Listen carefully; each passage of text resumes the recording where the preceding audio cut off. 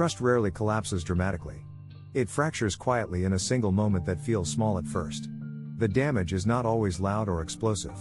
Sometimes it is a sentence that does not align with reality. The moment trust breaks is the moment expectation collides with contradiction. You believed one thing about someone's character. Their behavior reveals something else. That cognitive dissonance is the beginning of rupture. What makes the moment powerful is not volume but clarity. In that instant, something inside you recalibrates. You may continue the conversation outwardly, but internally, the shift has already occurred. The brain processes betrayal as threat. Not physical threat, but relational instability. Stability is essential to psychological safety. When stability falters, vigilance increases automatically. Vigilance does not ask for permission. It activates whether you want it or not. You begin replaying the interaction immediately. You search for missed signals in prior moments. This replay is not obsession. It is the brain attempting to restore predictive accuracy. Humans rely on pattern recognition to feel secure.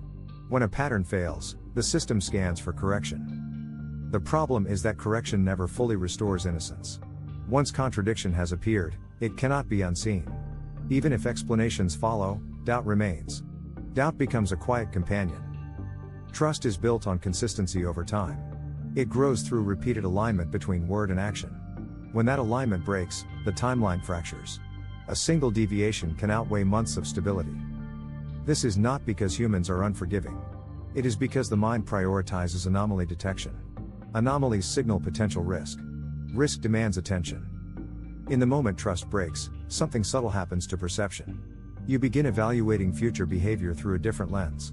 Where once there was ease, there is now analysis. Where once there was assumption, there is now verification. Verification feels responsible.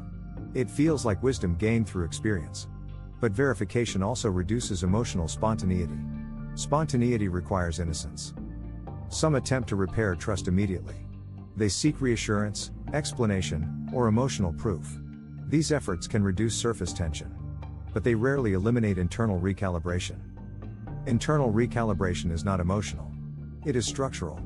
It changes how much of yourself you are willing to invest. Investment becomes conditional rather than automatic. When trust breaks, attachment shifts from openness to monitoring. Monitoring replaces surrender.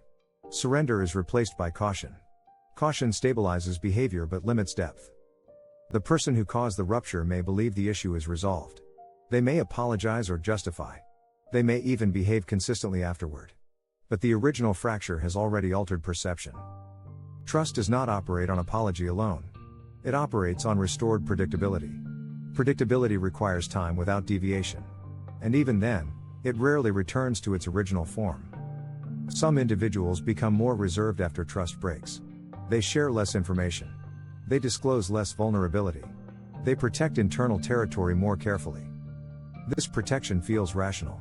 It reduces exposure to further harm. But it also reduces intimacy. Intimacy requires vulnerability without constant calculation. The moment trust breaks also challenges self-trust. You begin questioning how you misjudged the situation. If you missed this contradiction, what else have you overlooked? That question lingers longer than the event itself. Self-doubt can become more damaging than anger.